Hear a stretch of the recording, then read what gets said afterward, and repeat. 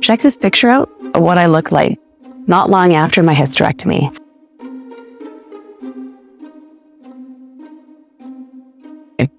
So let's be real. This was what I looked like post-hysterectomy.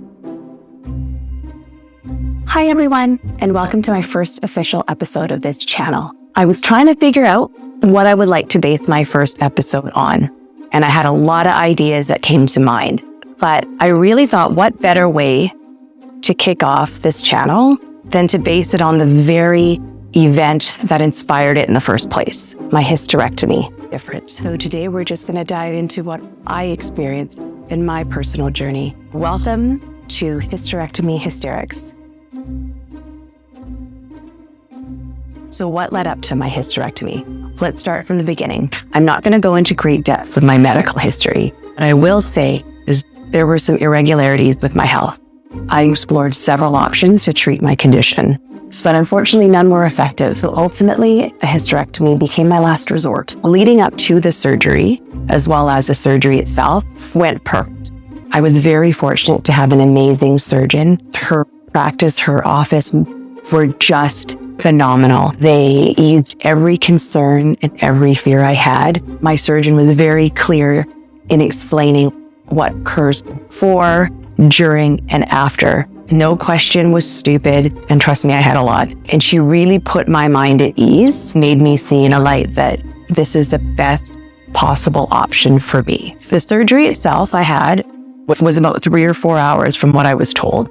I was admitted at the hospital, and then they kept me overnight just for pain management to make sure everything was good before I came back home. To be perfectly honest, I don't remember much about coming out of surgery, getting wheeled into my room, but I did spend the night there.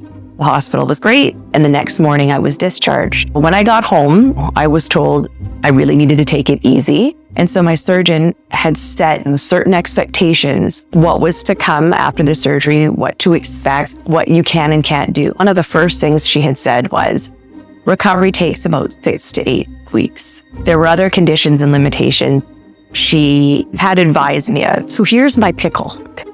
I am a very stubborn person, and I'm a very active person. I don't do well with just sitting doing nothing. It is very hard for me to do that. And my doctor had set clear expectations that that was going to be my reality for the next 6 to 8 weeks. Here's what I went through and what happened. The first thing that I experienced was limitations in mobility. I knew obviously I couldn't be doing jumping jacks or anything like that. And I like to run and I like to exercise for physical benefits, but for mental benefits as well. It's my therapy. It's cathartic for me. And so my surgeon, God bless her, had said, May, you can't run for 6 to 8 weeks. And then I kind of thought, by 6 to 8 weeks, do you mean like 2? And she would say no. And then I would say, okay, well, what about 3? And then she would say no. When I kind of got the feeling my surgeon wasn't gonna budge on giving me the green light to work out, this was me. Yep, you can't triple stamp a double stamp, Lord. You can't triple stamp a double stamp. Lord, you guys! And so I can completely respect and honor that, I couldn't run. But she didn't mention anything about any other form of alternate exercise. And so I decided I won't run, but I'm going to spin on my bike. Big mistake. Big, huge. I have to go. There was some, irregular bleeding, and here I was back to being completely inactive. And that was really hard, because all I was doing was sitting and watching TV and watching Netflix. And then, as I said in my intro, I was watching every rom-com, every Hallmark movie. I didn't care if it was Valentine's, Christmas, you name it, I saw it. I did listen this time, and I waited another week. And she said, you can try walking and take it slow because you really have been very sedentary for, a couple of weeks. By this time, mentally, I was struggling because I need that outlet. I need that release. I decided to go for a walk. outside. And I was absolutely shocked of just in the short amount of time that I had been inactive, how much of a difference it made in my stamina and endurance. I went for a walk down the block and I'm like, she had said, start 10 minutes and then work your way up, like add 5 minutes, every day that goes on. I started walking 2 blocks. I don't even know what to say about that. I think this clip will sum up what my experience was.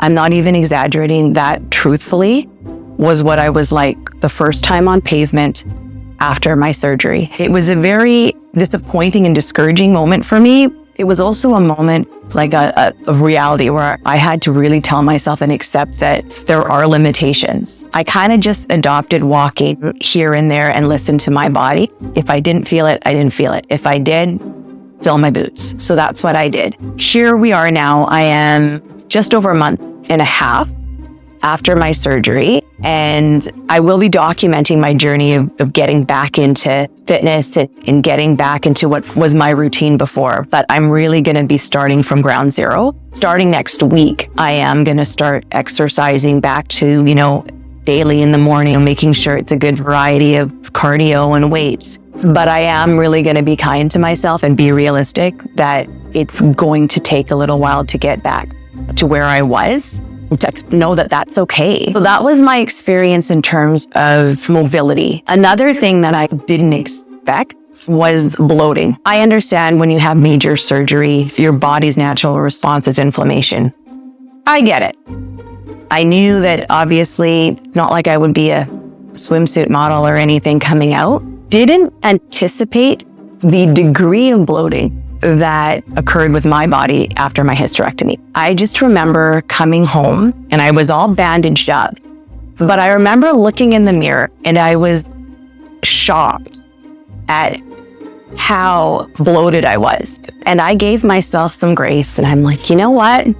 I'm going to give it a couple of days or a week and I'm just going to see if it just levels out. So I waited like a week and then I looked at myself again and there are no words to explain what I saw. This clip, what I felt when I saw my reflection in the mirror. Oh, cover no pace, my lord. Good morning. It's real, like it is. And seeing myself, even 2-3 weeks after, perhaps not as bad, but yeah, even now I still have some bloating. My doctor assured me and she reassured me this is all normal. It is slowly but surely. The bloating is going down, not where it obviously was pre-surgery, but it's going down. You can give yourself some time and grace, right? Pain and pain management. Truthfully, if I could rate that from a 1 to 10, my personal experience was probably about 7 or 8 the first 2 days. Of course, my surgeon prescribed medications to manage the initial pain when I got home the first couple of days, and then I weaned myself off. Even after initial few days, there was still some soreness, and I just managed it with regular ibuprofen and Tylenol, and it seemed to do the trick. So what I'd say is just listen to your body, and if you need it, you need it, and if you don't, you don't. Incision and incision care. My particular hysterectomy was done laparoscopically. There were multiple incisions done on my abdomen and then one in my lady parts. My surgeon had recommended having it done laparoscopically would be the least invasive and I'd be able to recover quickly. I trust my surgeon implicitly. And so whatever she recommends, I'm all in because I know she knows what's best for me. She had said, there's going to be incisions here, here, here, here. You're going to have internal incisions and sutures in there. The incisions outside, they were covered with bandages for a while. And then my surgeon had said probably about 7 or 9 days after, you can take them off if they haven't fallen off or anything. I had taken them off after my shower and they're very small and I'll post a picture. So they're still healing. The scars are actually quite dark. I have to massage them every day so that there's not scar tissue that builds up there. I asked my surgeon, can I put vitamin E and, different things on it to encourage and promote fading?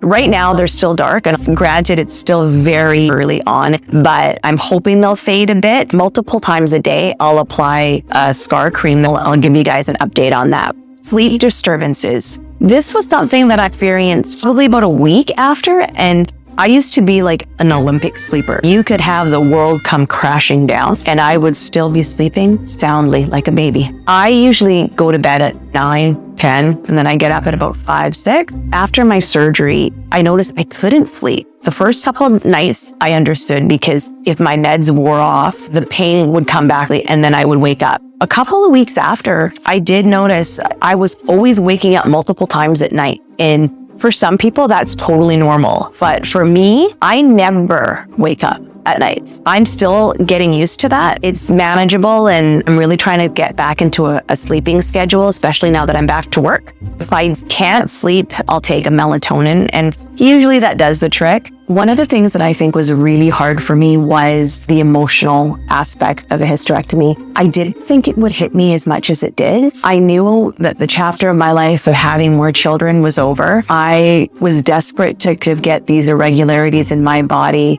managed and resolved because it was such a difficult process for me. In theory, should have been something I was, I guess, relieved and happy about, and I was, but I didn't realize the emotional toll it would take on me in a week, in 2 weeks after. I felt like in some way I was mourning. I was mourning losing a part of who I was, but I felt really sad about it. Obviously, physically, I lost a part of me, but emotionally, I felt I lost a huge part. I still feel it now, but I also realize that this is just a progression of time and that I'm just kind of dealing with it one day at a time and trying to enjoy where I am now in the stage of my life and really appreciating the benefits of the surgery and the irregularities that I had before are gone now. And I'm so relieved about that.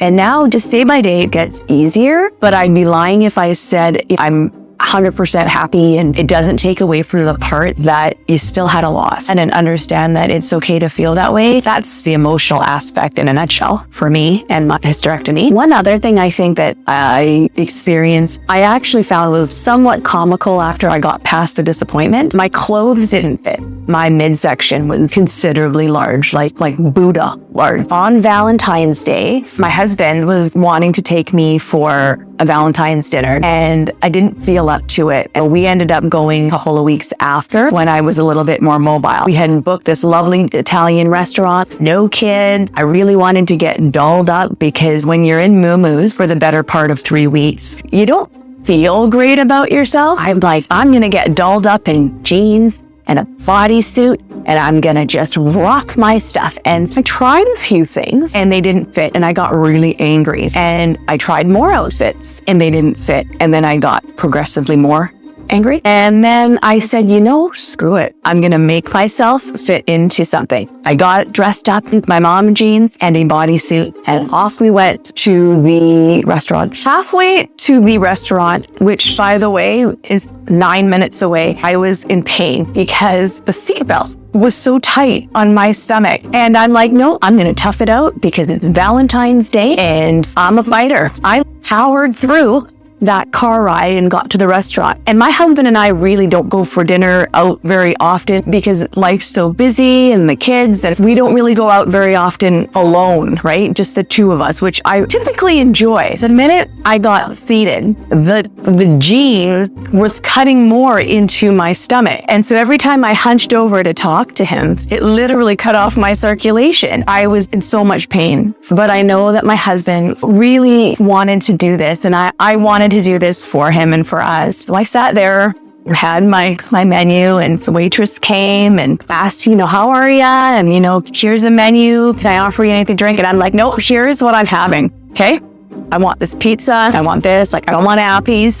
this is. And my husband looks at me, we've got all night. Don't worry, you don't have to rush. I'm like, no, I really gotta go. Waitress walked away. My husband shooed her away, basically saying, don't worry, we're just gonna look at the drinks and then we'll order when you come back. And if looks could kill, that moment would probably be it, because I just wanted to get out of there. We got put on this little booths and it was lovely. And then she came back, eventually got our order. And by then I was beyond livid. But anyhow, like we put our order in, and of course, right, without fail, she brings the food up to our table. My husband gets his pizza. I had ordered a pizza, and she comes up and she said, "I'm so sorry. Kitchen has screwed up your pizza. So it's going to be a few minutes for yours." And I was like, for the love of God,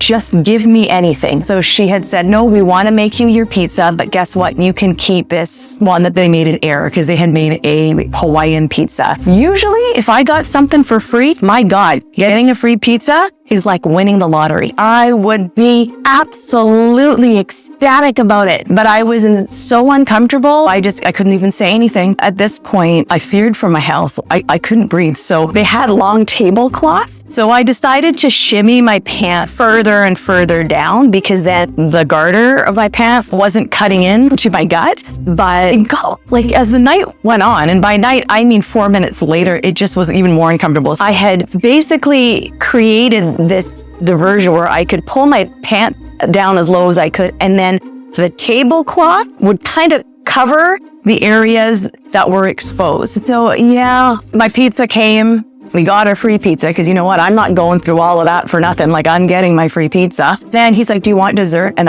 are you kidding me right now? We left and he's like, "Do you want to do anything?" I said, "I need to get home. Like I need to get home and back in my moo-moos." Went through the whole, seatbelt debacle. That was worse because now I had pizza in my stomach and then the seatbelt over it. It was bad enough coming to the restaurant with nothing in my stomach. I had never been so relieved and happy to get home. I beelined it straight from my bedroom and then just slipped on my little house on the prairie moo-moos, and I was done for the night. Side note, I know moo-moos are ugly, but they will be your lifesaver after a hysterectomy. I don't even think I got out of moo-moos for 6 weeks. I didn't care if I was out or not. Anything that kind of constricted my midsection was excruciatingly painful, and it was just uncomfortable. You know what? I just said, forget the dignity and my self-respect, and I'm just going to wear this anywhere and everywhere. And I did. I went to the pharmacy. Like, I could care less. And so there you have it. These are all my specific experiences I had while enduring a hysterectomy. I hope that by sharing my journey, I provided some insight, comfort, and understanding to anyone who may be going through something similar. Thank you for joining me today, and I look forward to seeing you all in the next episode. Bye.